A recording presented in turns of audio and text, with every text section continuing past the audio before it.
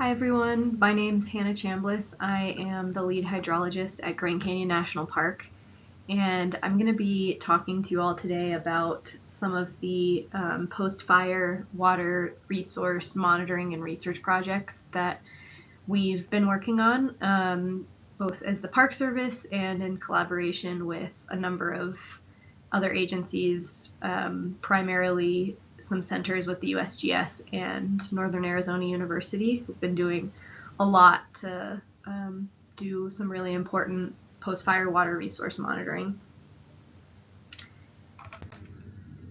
So there are a few different fire-related water resource concerns that we are keeping an eye on.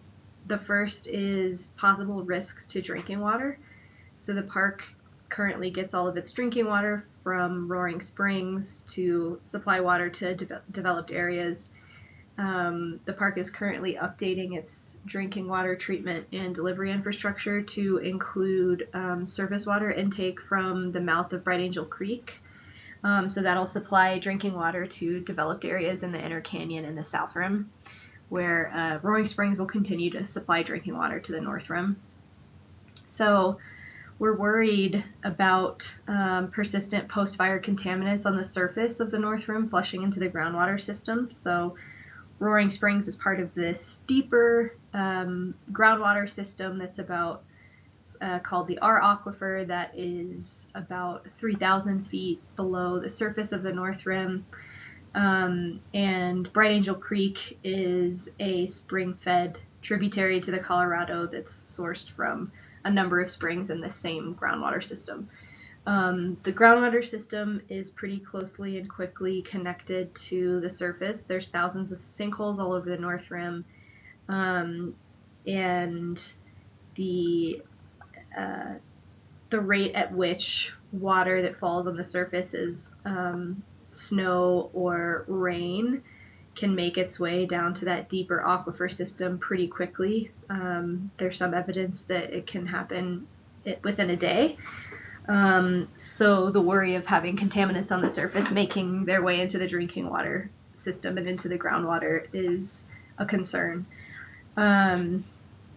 So we're also worried about other post-fire contaminants washing off burned areas into streams, particularly when there are burn areas below the rim where there's pretty steep slopes. We've already seen ash flows that have happened in a number of fire-affected tributaries and watersheds. This is a picture on the right that one of our Tribal Affairs employees, Benton Diaz, took, showing a pretty blackened Colorado River from ash and ash deposition on a sandy beach. This is near South Canyon. So we've already seen some of that. This was from late August, and we'll likely see more of it this monsoon season. And the park will be releasing a informational flyer on ash and carbon byproducts of burn areas that one of the hydrologic technicians in our program is working on with public affairs in our interp division. We're also worried about the risk of higher magnitude flash flooding, debris flows, and higher sediment volume inputs in fire-affected watersheds. So, we've had quite a significant loss of vegetation. There's hydrophobic soils on the North Rim that can increase, and below the rim that can increase rapid runoff after rainfall. There's also the complicating effect of karst terrain on the North Rim. So I mentioned there's lots of sinkholes, and generally there's no surface flow on the North Rim. Water that falls as precip on the surface pretty quickly infiltrates the subsurface and into the groundwater system, or it's taken up by plants in the upper layers. But with loss of vegetation and hardened soils, we actually have seen more surface runoff and washouts. And we also know that there are several affected watersheds within the burn area, all the way from Emmett and House Rock Wash all the way over to Clear Creek and Tuna Creek. Um, Another thing to note is that this water year is shaping up to be the second warmest year on record of a 130-year record in the region. And the last monsoon season, this past monsoon season, was relatively dry. We had only a few small, less than 1 or 2 year occurrence interval precip events happen on the North Rim. And we already did see flood responses from that. So a number of tributaries to the Colorado that were affected by fire had ash flows and evidence of flooding. Bright Angel Creek experienced a small flood from a pretty small rain event. So based on some modeling that's been done, the flood event that happened in response to that precip event was a lot larger than what would have been expected. So we're worried about larger precip events happening on the North Rim and what type of floods, what magnitude of floods those could generate. So preparing for upcoming monsoon seasons is really important. This is a map showing just kind of all of the water monitoring sites that either existed before the fire or have been newly installed as a result of the fire. So I'll go through each of these individually. The first set of monitoring sites that I want to talk about is water quality monitoring that we're doing in the Bright Angel Creek watershed. This is led by our hydrology group at the Park Service as well in collaboration with the Northern Arizona University. We installed some continuous telemetered water quality gauges at 3 sites, so 2 in the Bright Angel Creek watershed. This one's at Roaring Springs. This is at the mouth of Bright Angel Creek, Phantom Ranch. And then this one is at Robbers Roost Spring on the North Rim. And when I say telemetered, I just mean that they have satellite connection and are sending out collected data every 15 minutes via satellite so that we get a live feed of that water quality data. The Robbers Roost gauge was installed in the fall, and these 2 were installed in mid-January. The purpose of these sites is to use our knowledge of the system to try and predict when fresh water pulses are going to happen, so that we can direct our water utilities group to do some additional and more frequent sampling for over 150 different compounds of concern that could be generated by the fire and that could flush into the system. These are some pictures of the telemetry setup that we're really proud of at Phantom Ranch and Roaring Springs. So we've got the solar panel here, and then the battery and satellite connection. And then Roaring Springs is kind of crazy because we've got this set up on the outside of the cave, and then we've got a 200-foot cable going into the cave to a good section of flowing water where we have our water quality sonde installed. And these gauges are collecting data every 15 minutes on water depth, pH, water temperature, nitrate concentration, specific conductivity, turbidity, and dissolved oxygen.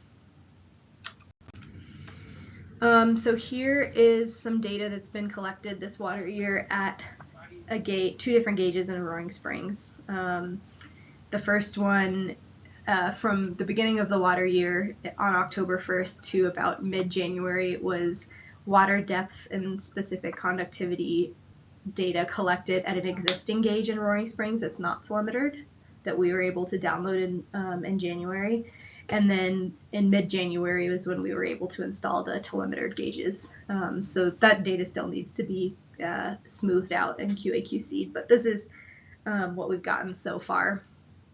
And something to note about the system is that for this groundwater system, we've seen evidence of what's called piston flow.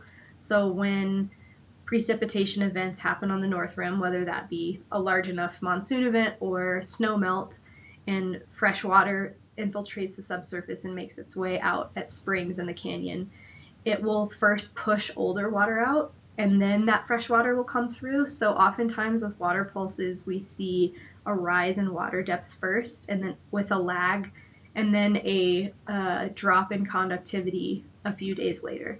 And specific conductivity is a measure of the salt concentration in water.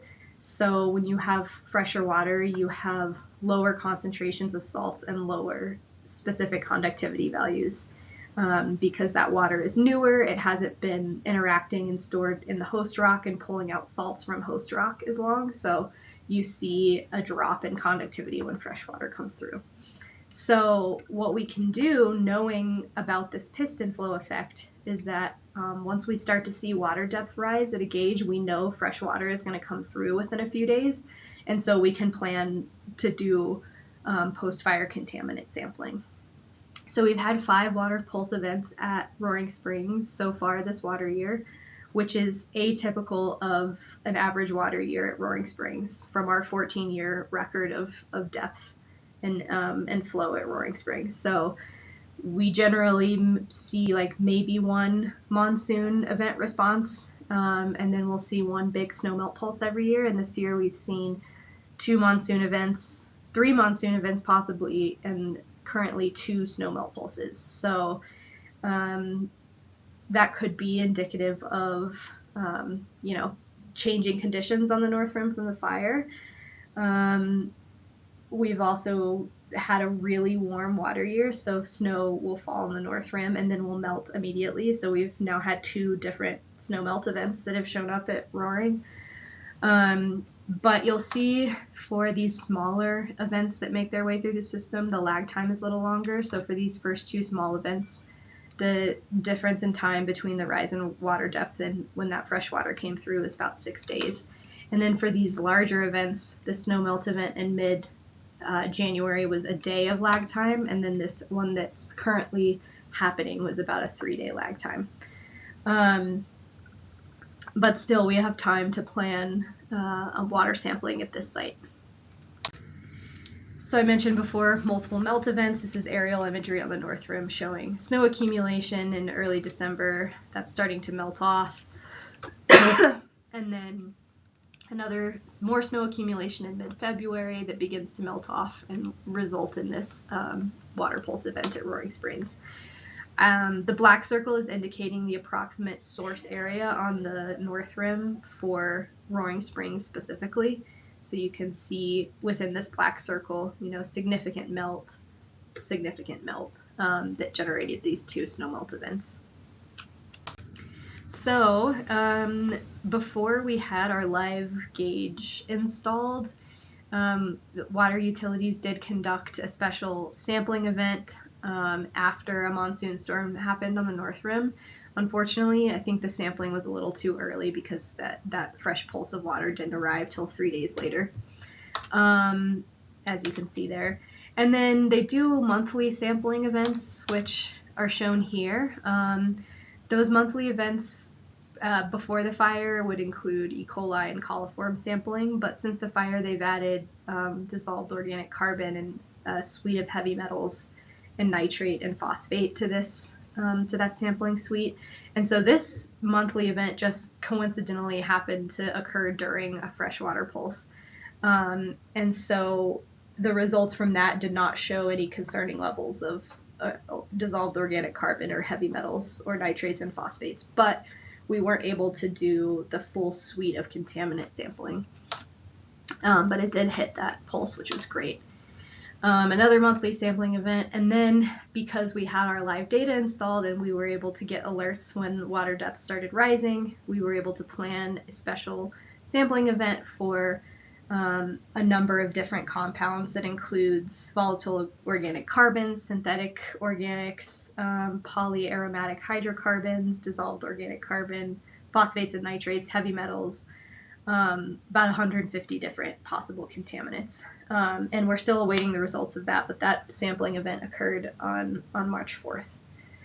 We're going to continue these gauges through the rest of the year, and we're hoping to get 1 or 2 more special sampling events during these water pulse events.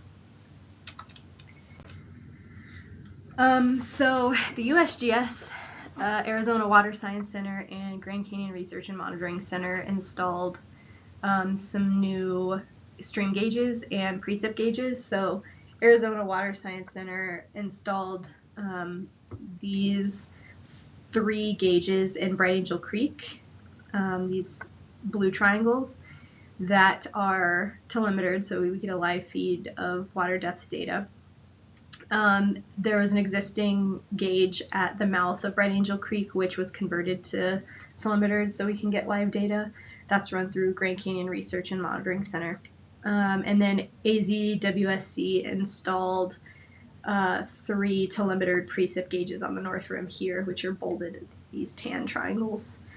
And the purpose of those gauges is to understand flood events and mitigate their impacts, particularly in Bright Angel Creek, which is a really highly trafficked corridor of the canyon. And those were installed in October. Here's pictures of those gauges.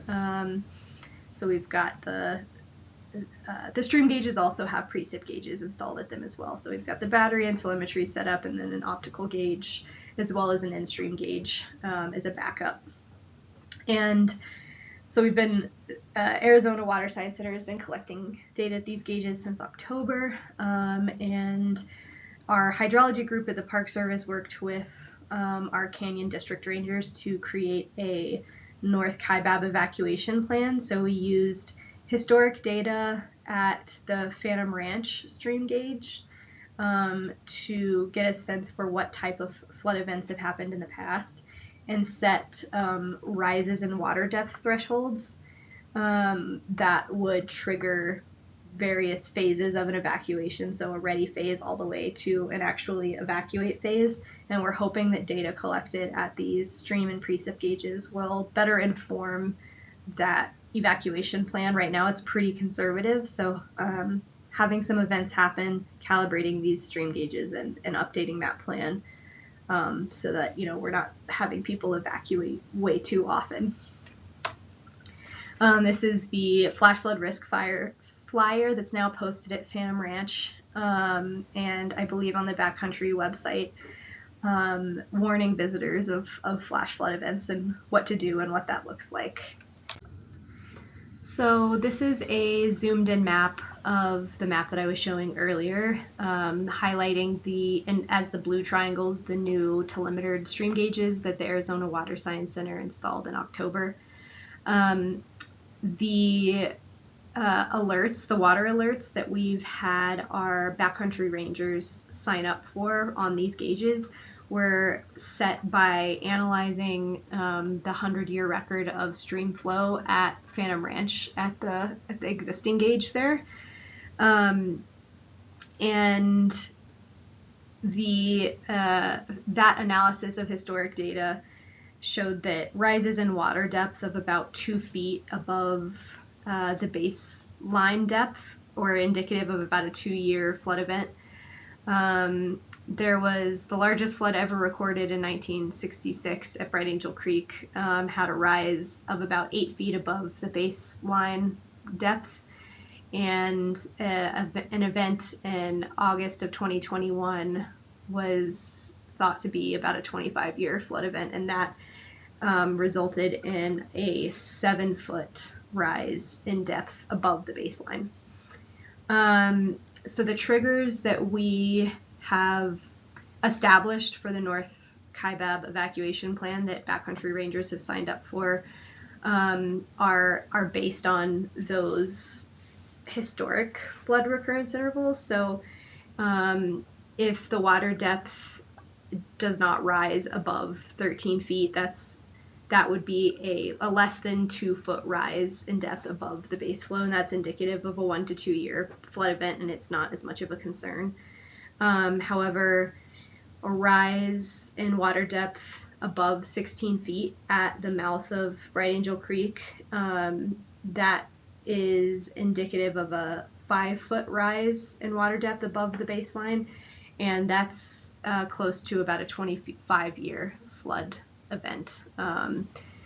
And These are pretty conservative triggers right now because there's a lot of uncertainty in the effect of burned landscape on this watershed and how flood events might change due to burned area. So again, we're hoping that data collected from these stream gauges will be able to better inform and allow us to adjust these water level triggers as we start to record more events.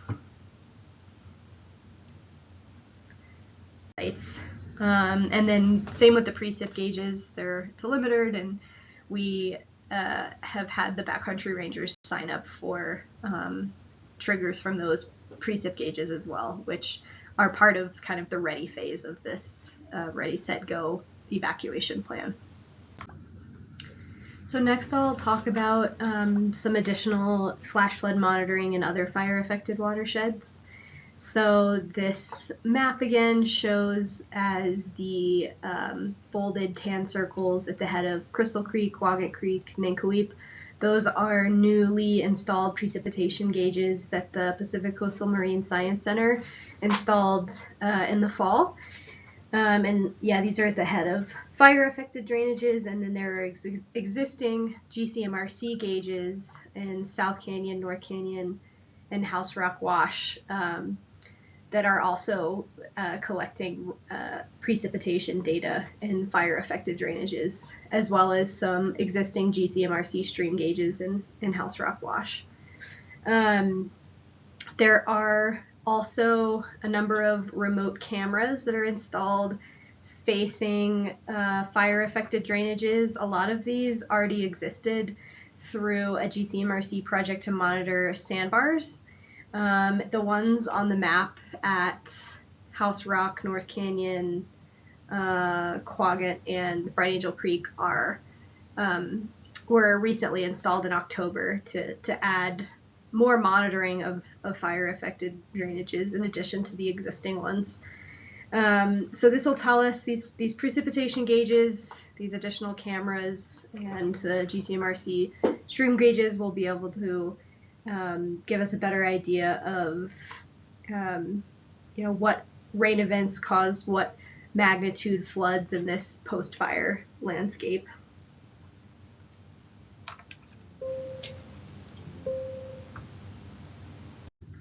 And then these are just some photos taken by Max Evans at GCMRC of evidence of ash flows, ash deposition, and flash floods in 3 watersheds that have USGS, that have GCMRC stream gauges at them, so House Rock, North Canyon, and Ryder Canyon.